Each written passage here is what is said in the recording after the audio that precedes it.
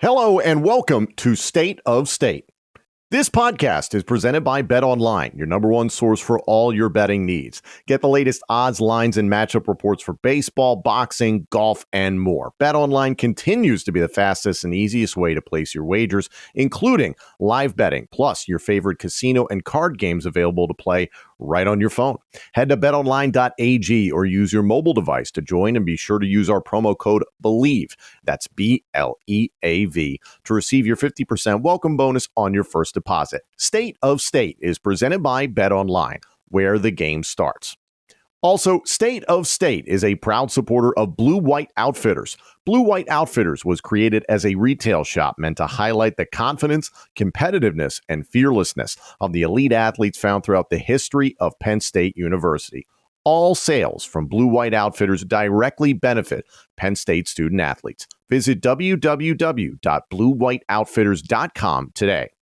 And if you're looking for the perfect beer for Penn State football season, we've got you covered with the State IPA. Special thanks to our friends at Funk Brewing for creating the best tailgate and game day beer for Nittany Lion fans. State IPA will be available at beer distributors, grocery stores, Funk's tap rooms, plus select bars and restaurants beginning on Thursday, August 31st. Visit funkbrewing.com/beers/state-IPA to learn where and how you can get State IPA.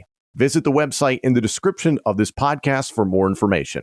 Must be 21 years or older to purchase. Please drink responsibly. Joining us this week on State of State, former Penn State quarterback, the captain, Daryll Clark. If you think you're in good shape, you're not. Daryll Clark has been killing it in the fitness game ever since his days at Penn State. And, the more I've talked to Justin, the more I have an appreciation for what you were able to accomplish at Penn State. But how is life now? What's going on in your world? Life has been pretty crazy. I was down in the South for a little while. I was in South Carolina for about 9 years. I just actually relocated back to my home state. I live in Columbus now. I'm from Youngstown, but I'm here. I've been in Columbus since October. Been trying to kick off the my quarterback training program. That's been going pretty well. I was waiting for the weather to break back in March for me to actually start to work with a few Qs. But life is pretty good. Can't really complain. I'm back by my family. I'm back closer to Penn State, so I'll definitely be able to come to the games. Like I try and get to at least 2 to 3 of them each year. So and as far as fitness, I'm just trying to stay in shape as much as I can. I done lost my hair up top, man, so I gotta compensate for it by keeping the body right. We can't all have like Justin's hair. Like you know what I mean? Yeah. It's so weird seeing him in college with the buzz cut, and Joe Paterno obviously was very specific about that, the short hair for everybody. And then when he grew the dreads out, I was like, I didn't even recognize him. So it's And when we had Tony Hunt on, Tony with the beard and the hair, I was like, with the beard guy? Listen, let it all grow out. That's I try and grow my beard out now too, because everything was super clean shaven back when we were in school. Daryll, living in Columbus, do you just go by the Horseshoe every once in a while and just try and vandalize the place or something like that, just for the hell of it, just for fun? So I'm gonna tell you a real quick story. Actually, it was the week that Penn State played Ohio State this past season. I'm still trying to get acclimated with the area, and I'm driving around, and I wind up driving through campus, and it was by accident. Now, I got a couple of Penn State decals on my truck, so I'm riding through, and I start to see a lot of the students. I'm like, oh, I must be on campus. I had a couple of things thrown at my truck out of nowhere. I'm just driving through, and I'm like, man, what's going on? What's going on? They see some Penn State stuff out there, so and it's game week, and they're playing Penn State, so they heckle me a little bit. The thing is, I get jokes passed about the record, Ohio State pretty much beating Penn State more than us beating them. But the only way I combat it is I said, man, when I was playing, we got the W down in the shoe, and it was a long time before we got the W down in the shoe. And Justin had something to do with it. I had something to do with it, and the rest of the boys had something to do with it. So usually when I bring that up, It's beautiful. It's just beautiful. The big topic that we wanted to discuss today, and you can absolutely understand this, is that heading into the 2023 season, the expectation is that the 5-star hyped up recruit Drew Allar is going to be the starting quarterback for Penn State. We have no expectation of hearing that he is named the starter from James Franklin probably until the week of the first game against West Virginia, late August, first weekend of September, obviously. But you know what it's like to go through that first season as the starting quarterback of the Penn State Nittany Lions. When you look back on that first season, what were some of the thoughts, emotions, and motivations that were going through your mind? So I got a lot of motivation from a bunch of different places. And, obviously when you get to Penn State, you know the landscape, you know your situation, you're probably not going to play the way the situation was set for me. You're not going to play right away. And that was okay, because I know I had some development to do, but eventually it was going to get to the point where you're going to have to compete for that starting job. This is what you've been waiting for. So, a ball of nerves throughout the off season, what to expect. And like I said, going back to the motivational part, obviously being rooted on by your family, your friends, and obviously you having confidence in yourself when you finally get the opportunity to play, you have that there. But one of my main motivational pieces was Michael Robinson.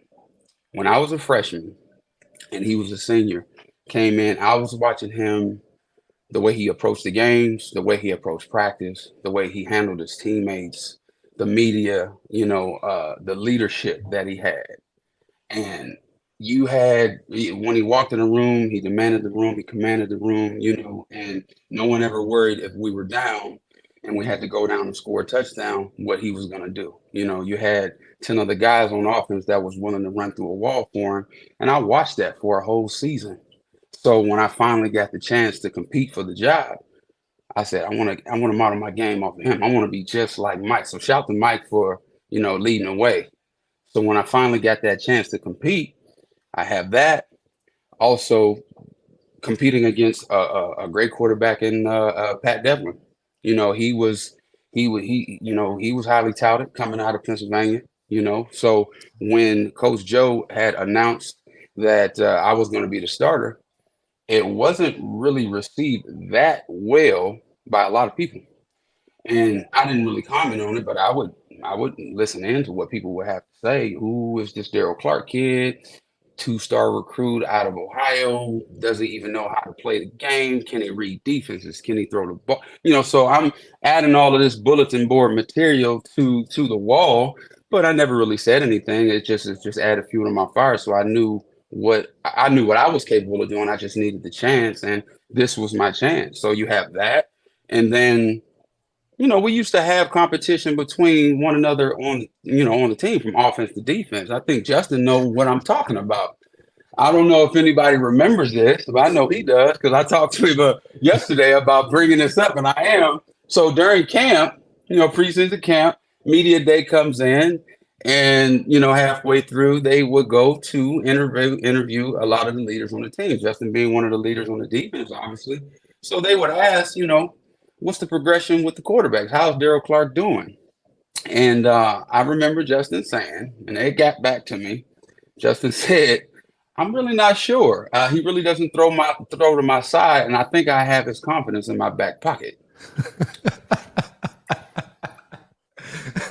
Justin, care to comment? I mean, it's a true story, man. I was a different animal when I was at Penn State, man. It was like me and Daryll to go into that and get ready for that season. It was like Daryll was coming out on scout team ready to play, but like I talked a little bit, and there was a little back and forth. It was great. Different. Yeah, but it was great. But you saw the talent always in scouting, and that was a great point that he brought up, like competing against Pat Devlin and all those guys, because you saw the talent, right? And it was like. And it was before the time of the big athletic quarterback. Because even Mike Robinson, like our freshman year, and shout outs to Mike Robb, AZ, and Paul Poslesny, I'll say that's probably Matt Rice, rest in peace. Like that's probably the greatest group of leaders that I've been in my life of football, right? That 05 team. But to jump back onto it, nah, man, there was a level we had to compete, and knowing that Daryll had skills, it was like, yo, he has to play. Like we still got Dion, Derek, or we're still trying to figure out what's up next. So it's like, man, this dude better be, ready for the fire. And I mean, had to make sure it was good. So I took it personal. I didn't hate him for it. I mean, I looked at it just like how he said.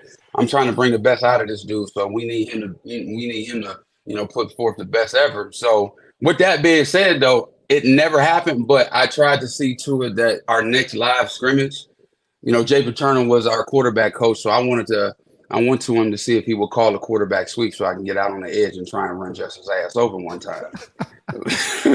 But they were really particular about that. I was mad, dog. But I was like, okay, cool. I was mad. But they were real particular about you can't really touch the quarterback at practice or whatnot. But and trust nobody wanted to hit Daryl anyway. For real. Everybody was trying to hit him, man. and most importantly, though, you have a lot of things that everyone had to say as far as how we were going to be that season. And as far as I had a lot to prove. I just wanted to prove to myself as well as the teammates that I belonged at the table.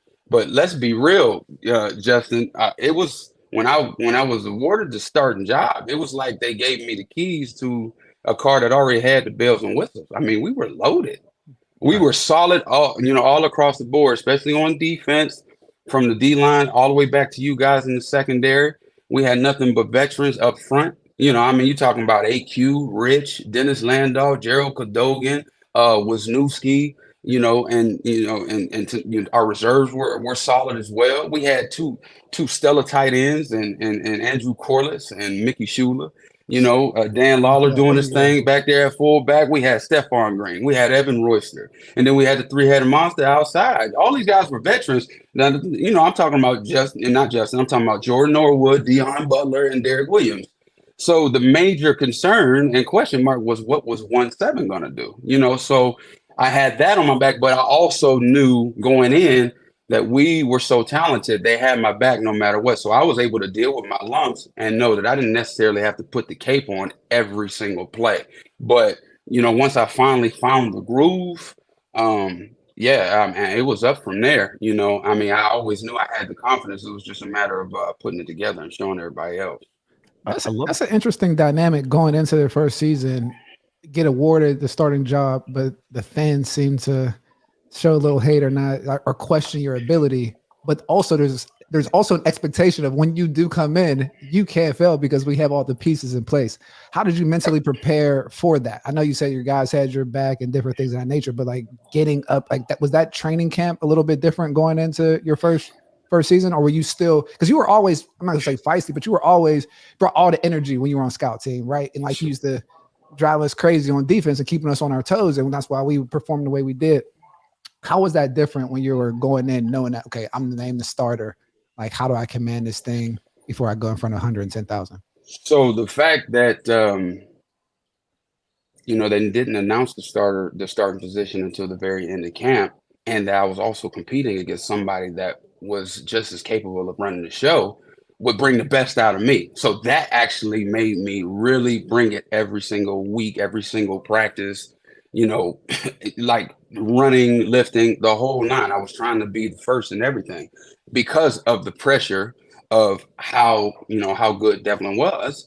And, when the competition rises, it only just makes you use that as a measuring stick to see where you stand. So that made me better. And then also when I finally, got the call, just studying as much as I could and thinking about how Mike Robb would have handled going into his first week and how he approached everything.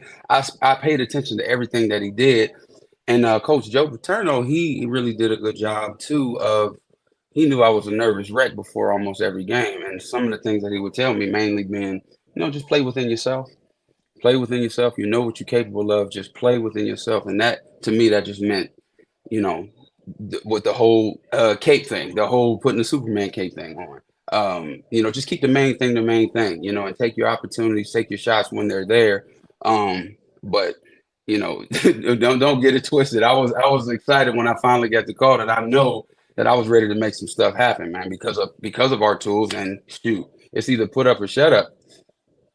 Now, that's a great point that you said. And just getting into the quarterback development, we're seeing now quarterbacks in college having success their freshman year, coming out, the 7-on-7 circuits in high school. And now you're in the quarterback development game. Even when we see Drew Allar, I feel like everyone's a little bit more comfortable with him because we've always seen him training. I've seen him training a lot for the past 3 or 4 years, or seeing balls being thrown. How is that development of a quarterback coming out of high school? And what do you think that learning curve is for guys that jump out of high school and have an immediate impact at the quarterback level in college?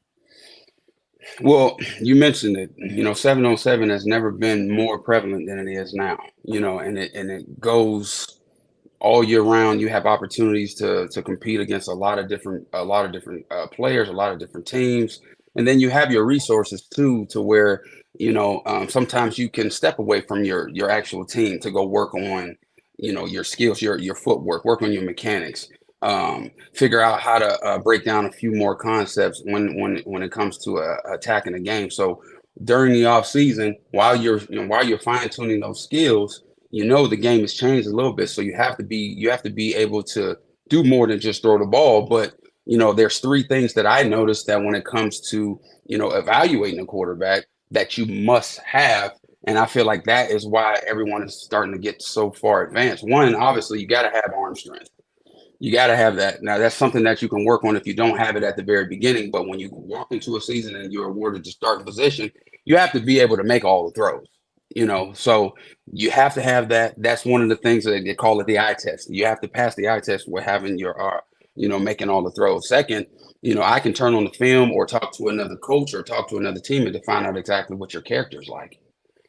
How is he with the other teammates? Does he feel like he knows everything that there is to know about quarterback, or he's able to receive criticism like he's supposed to, and then sit back, learn from it, and bounce back like you would supposed to do? And then, how is his body language, when adversity hits? Because, things are not always going to go well. So when they don't, are you hanging your head? Are you pointing your finger, or are you taking a deep breath, knowing what you have to do and get back into it, and having a short memory? These are things that you always have to possess when it comes to, being an elite quarterback. And lastly, in a perfect world, you wish that you can, pull up to the line of scrimmage, notice that there's a great coverage, you got the great call, you drop back, you got clean jersey, clean pocket, and you just make your throws. But the game is advanced now. You got great pass rushers. You got great, linebackers that blitz. How is your ability when it comes to extending plays, right? You have to have the ability to extend. And I'm not talking about looking at number 1, he's not open, drop your head and take off and run. I'm talking buying time, stand down the gun barrel, as they say, moving your feet, being elusive as possible while staying in position to make the throws in those closed windows, and make the throw and keep the chains moving. Those 3 things you have to have. And if you're able to hone on those and have those on a consistent basis, you got a shot. You have a shot. And that's why I'm excited to see Drew Allar do his thing this year. I'm really, really excited. He fits the mold. he's a big guy. He can move. He got a really, really live arm. I've seen him have a couple of quality reps last year. And he had a whole offseason this year working. Now, I know they didn't announce the starter, but he's had a whole offseason working, probably taking the number 1 rep. So I think with him, he's in a really unique situation because, I don't really necessarily think he has to prove people wrong. I think he has to prove people right because of how so many good things that they've said about him. And it's just a matter of honing in on what he has to do, taking charge and running the show. So I'm excited to see what's to come for those guys, especially Drew. Penn State fans, Smack Apparel has the best gear for talking smack on game day. Head to smackapparel.com today and be ready for week 1 with the Save a Couch Beat WVU shirt. Also, check out their Let There Be White tee for the whiteout game against Iowa at Beaver Stadium. There's also the Drink Up, Roar On tee, as well as the Saturdays We Are design. If you're watching this on YouTube, scan the QR code on the screen to take you to the website instantly on your phone. Visit smackapparel.com and use our promo code STATE10 at checkout for 10% off your order. That's STATE10. Again, that's smackapparel.com, promo code STATE10 at checkout. Why wear boring when you can wear smack? Are you looking for undeniably good hair and beard care? Then Maestro's Classic is perfect for you. Maestro's has beard washes, beard oils, beard butters, plus hair gels, pomades, and now body washes. It's one brand for every man. Visit maestrosclassic.com. That's MAESTROS classic.com and use our promo code STATE20, that's STATE20 at checkout for 20% off your order. Maestro's Classic, crafting a better you. Daryll, I loved how you put it earlier, is that you didn't initially feel the pressure to, quote, put on the cape and put everything on your shoulders. And I see so many parallels, apples to oranges, but still, you had a veteran role model in Michael Robinson. Drew Allar had a veteran role model in Sean Clifford. Everybody, before you come at me, Sean Clifford and Michael Robinson are not the same quarterback or athlete. Everybody calm down. But still, looking at the situation that played out last season, especially, there are a lot of people, and myself included at times, who was like, man, I'd love to see Allar get a start in here against maybe an inferior opponent late in the season when a couple of losses had stacked up. And I was like, hey, the Big Ten title, postseason play is just going to be, a little trickier than they initially expected. But those decisions at the line of scrimmage before the ball is even snapped, there was no question from the coaching staff that Sean Clifford had that locked down. But there were questions about Drew Allar having that locked down. Can you articulate that learning curve of, hey, you might be able to do some things after the ball is snapped, but making sure everything is good before it's snapped? That's got to be two different universes. For sure. And it all comes from film study and repetition. You're the guy that's out there. So you're the guy that sees everything unfold before the snap starts. So as you approach the line of scrimmage, they may give you a pre-snap look as, okay, I remember this, but they may start moving around a little bit. Now you have to have in your mind 2 to 3 to sometimes 4 different site adjustments that you have to make a call right then and there. Everyone has to be on one accord, and that's something that you work out at practice. But you don't get there by just watching film. You have to rep these things out. Even at practice, you get the look, and they rep it as much as they can so you can see it. But until you see it in a live game, only will you really know exactly what you have to do in those situations. I mean, there are some times that a defense will throw something at you that you're not prepared for. That's when your imagination starts to come in, and your preparation, and you're not too overwhelmed at what they're throwing at you because of the amount of work that you've put in throughout the week. It can be difficult at times, but at the same time, you're an athlete. You're at that position for a reason. And as long as you hone in on your skills and your game plan that you guys have to stick to, you should be okay. But I've always said, as far as being a quarterback, you have to have work ethic, obviously, and you have to have imagination. Both of those go hand in hand. My motto with Flight 17 is imagination and work ethic is the largest plane one can fly. So when you're nice with those, when you're tight with those, and you're implementing that every time you step out on the field, or even in the film room, or even in the classroom, watch your game elevate.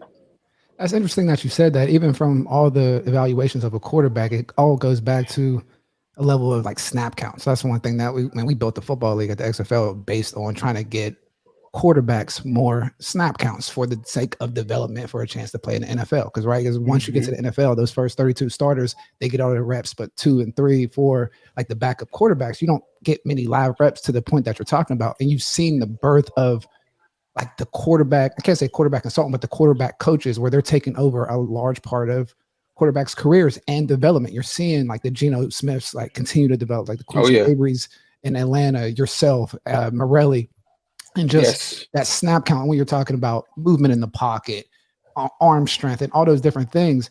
I mean, the birth of that quarterback development coach, I mean, it shows the benefit and the value prop to the game. And I think I love that you touched on that. But just to that point, I think just going into it, like that snap count is something that you can't avoid. Like there's a matter of reps that you need to have. And I think it was brought up when Mark Sanchez back in the day got drafted, where it was just like, hey, he had a great career, but we started understanding like the success in the NFL was kind of dictated on the snap counts that you had. Like how many times can you see that? How many times can you hear imagination go crazy? Or when you're seeing, talking about having mobility in the pocket and keeping your eyes down the barrel, those are those are like repetitious type of things. You can't just get in and do those like things from a feel standpoint. So like that quarterback position being such a skill based, emotional based thing, it is one of the positions where you have to have like a personal coach continue to do and work on you in your game. Did you have quarterback coaches when you were coming up, or do you remember the industry of quarterback coaches when you were coming up out of high school? And not like how it is now, I would say. I mean, you have your head coach out of high school. As much as they know, they will take you to the Nike camps that are in the area. I wish I was able to attend, a Peyton Manning camp, back then, to learn a few more things. There was never I actually worked with Steve DeBerg, an old-time quarterback that used to play with the Tampa Bay Buccaneers back in the day when I was getting prepared for the combine. So he was a great help too. But as far as like a Quincy Avery or an Anthony Morelli or one of those mentor quarterback coach developmental guys that were outside of your program, I never really had that, but working in tight with Mike McQuarrie, he played QB. Mike, he helped. Jay Paterno, obviously. And, after my junior season, after we played in the Rose Bowl, going into my senior year, I was a counselor. I was selected to be a counselor out at the Elite 11 camp. So they had a great amount of guys out there that were playing and coaches that have played in the NFL over time. So there were some nuggets that I grabbed from those guys. But I never really had that one guy that I went to during the offseason. So I think now, more times than not, it's really important that everyone has something like that. It's great to have a quarterback coach on the staff, and they may be buttoned up with everything that they need to learn or whatnot. But sometimes just taking a little break away from everything, the whole hoorah, getting ready for the season, and just really, getting an outside perspective and bringing it in to what you already knew is essential. It was working for Penn State. The last two quarterbacks that we recruited came from the same quarterback coach in high school. I forget the guy's name. I think his name is Brad. I'm not going to butcher his last name, but Drew, and I know the committed quarterback that's coming in next year. Like they have the same quarterback coach. Grunkemeyer. There you go. Okay. Like they have the same quarterback coach, and it's always interesting to see like that developmental phase because we're seeing guys getting better in that reps in such a specialty position, and how you approach it is completely different than the rest of the positions in the football ecosystem. So it's very fascinating. Daryll, especially Drew Allar, he's been scouted and recruited by current Penn State offensive coordinator Mike Yurcich for years now, like is on the record dating back to his time at Texas and then Ohio State, that he's had his eye on Drew Allar. Justin and I have talked about it's like, hey, the politics of bringing in a 5-star quarterback that you've been paying attention to for this long, he's probably going to start week 1 against West Virginia. And that's nothing against Bo Perbula, who apparently has been pushing him significantly in camp, and that it is a true quarterback battle, which is great to see. Sure. But considering that Yurcich has tracked Allar for this long, how much pressure does that put on a young quarterback despite all the accolades that he has? Yeah, it can be a little bit of pressure there. It's all about how you approach it, though. Where your mindset is when it comes to playing this game. I mean, obviously he's played quarterback for a long time, so he knows what it takes. It's just a matter of actually doing it. But then when you have someone that was recruiting you for so long, and then not to mention you still have the prestige of Penn State, you still have to go and perform, like what Justin said, in front of 110,000 plus. Week in and week out, and play against some of the notable players and notable teams throughout the Big Ten. It's pressure in itself. It's just how you approach it. Now, as long as you continue to, and I haven't talked to Drew. I was actually pretty close with Sean, and I would reach out to him, maybe days before games just to see where his head is or whatnot. I like to get to that point with Drew too, just to stay connected with the guys.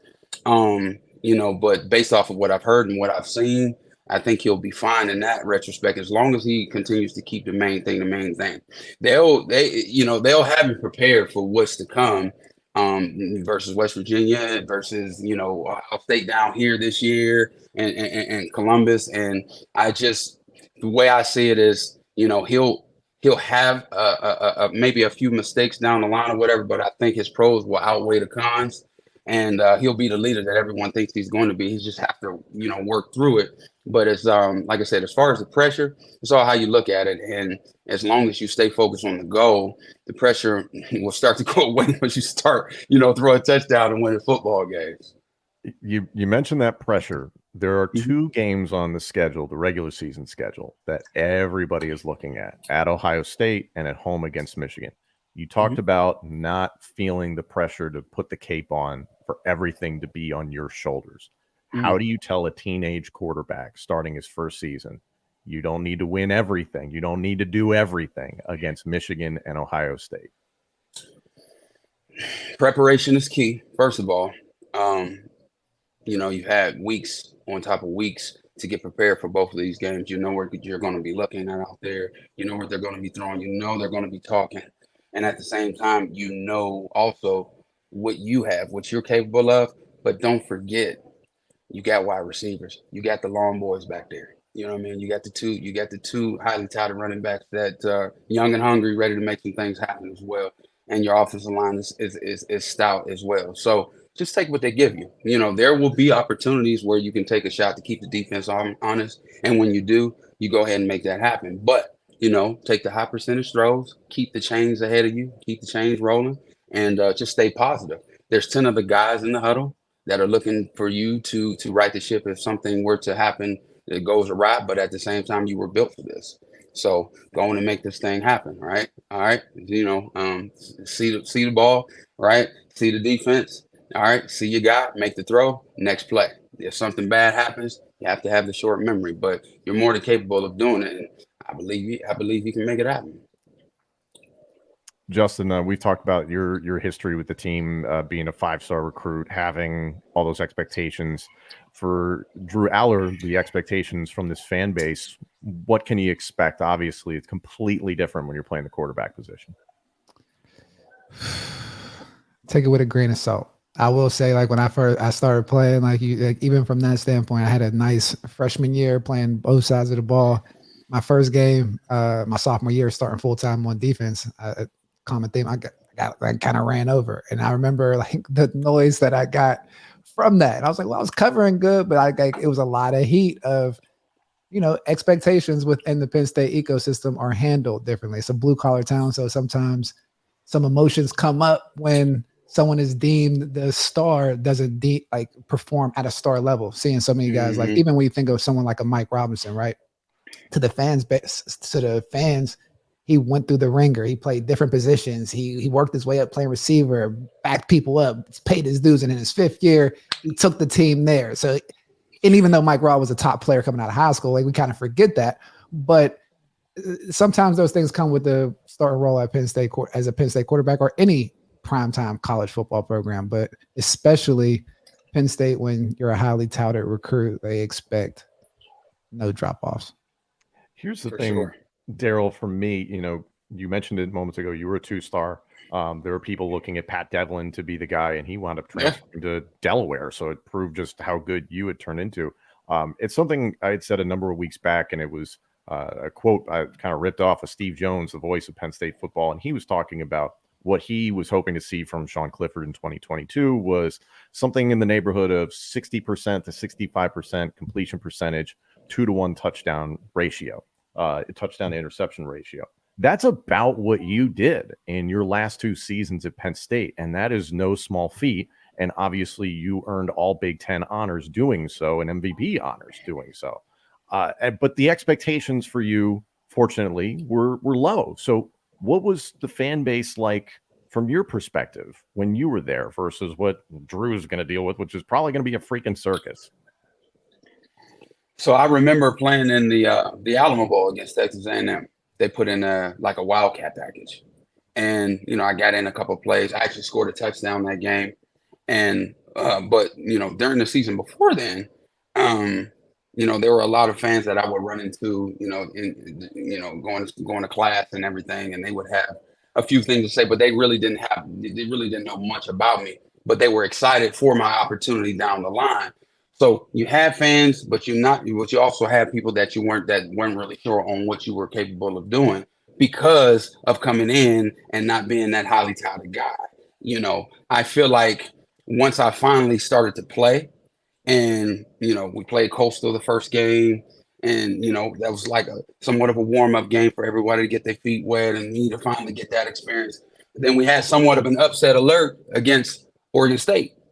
And we blew the doors off of them. So all of the same people that had questions was like, maybe Clark might be for real. Maybe he might be a little bit more than we thought at the very beginning. So the fan base wasn't necessarily there at the very beginning, but as we started to chop the season away and the way we were winning football games and the ability to, take care of the ball is the way we did on offense versus having a high turnover ratio and whatnot. And we wound up winning big games that a lot of people actually didn't think we would even be close to winning. I think when we first started that season, they didn't have us even close to competing for the Big Ten championship. They had us behind Oak State, they had us behind Michigan, and they had us behind, Wisconsin. So we started to make a little noise, won a few of those games. And I remember our first our big road test against Wisconsin at night under the lights, we made a lot of noise, so it just went from there. So the fan base started to really believe in the spread HD, what we were doing on offense, and they started to really believe in me. I think it's different now, obviously, because Drew being a 5-star recruit, he has that backing, and that was what I was kind of alluding to earlier. He just has to prove everybody right versus proving people wrong. Justin, specifically looking at the schedule, I think we feel pretty confident about what the game against West Virginia will be. They're expected to be the bottom of the Big 12 this season. Then you got the Delaware game. Then you got at Illinois and home in a whiteout against Iowa. Those feel like those two games, a la the Oregon State game that Daryll just mentioned. If Drew can come out and perform well in those two games, does that set him up for success the rest of the year? I believe so. I mean, I do believe the quarterback is a confidence-driven position, and with the pieces that he has around him, getting to that point in the season with some success, I definitely feel it opens up. And like Daryll said earlier, like that mobility in the pocket shows a lot of confidence. Being able to go through, step in the barrel, like that's confidence of getting hit, being able to intelligence of seeing your next throw, putting it in the right pocket. And he displayed that a lot in the spring. So I'm really excited about Drew and what he has coming up. But yeah, for sure. Daryll, we really appreciate you joining us here. For those that are interested in supporting Flight 17, or even if there's anybody watching this that would like to learn directly from you through Flight 17, what information do they need to know? Where do they need to go? So flight17training.com is my website. Obviously, you can reach me there. You can reach me on my Instagram handle with Captain Clark 17. And I also have a Flight 17 Instagram as well. QB Flight 17, working on fundamentals, footwork. We can break down concepts. We can get on the chalkboard and go over a few things in terms of defenses. But I like to have a lot of fun with the kids. And, the most rewarding thing that I've experienced thus far, and we're just getting started, is starting with one and seeing the progression as you continue to work with them. And now, not only are they getting better with their skill, you can notice their chin is a lot higher, the chest is a lot higher when going to camp and practicing with the team or competing for the job, or if they already were the starter, their skills has been sharpened enough for them to continue to do what they've been doing. So, as far as everybody else, hey, I always tell the kids, stay humble. Stay hungry, stay humble, and stay consistent. And if you can, hone in on all three on a consistent basis, watch your game elevate, man. There you go. Flight 17. Flight 17, baby.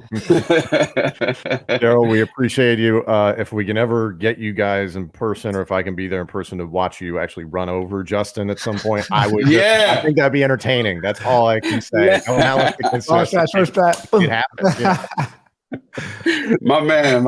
Hey, thank you guys for having me, man. I really appreciate you, and I love the show. I love what you guys are doing. Keep killing. Thanks for coming on, man. Appreciate you, sure.